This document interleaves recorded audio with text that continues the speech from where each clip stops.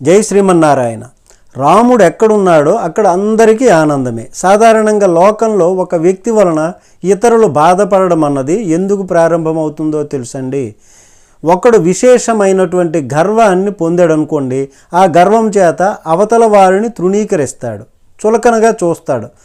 తృణీకరించడం అన్నది ప్రారంభమైందనుకోండి, వెంటనే అవతల వారి మనసులో ద్వేషము, క్లేశం కలుగుతుంది. విశ్వామిత్రుడు ఇంత అస్త్ర సంపదని రామచంద్రుడికి ఇచ్చాడు. బాలుడు రాముడు యాగ సంరక్షణ చేశాడు. మారీచ సుబాహుల్ని తాటకిని కొట్టాడు. యజ్ఞం పూర్తయింది. ఆ రోజు రాత్రి ఎంతమంది రాముణ్ణి పొగిడారో, ఎంతమంది బ్రహ్మరథం పట్టారో, ఏ పొగడ్తలకి కూడా రామచంద్రుడు చెలించలేదు. పొగడ్త అనేటటువంటిది ఒక మోతాదులో ఉంటే శ్రేయస్కరమే, మోతాదు మించి ఉండకూడదు. శ్రీరామచంద్రుడు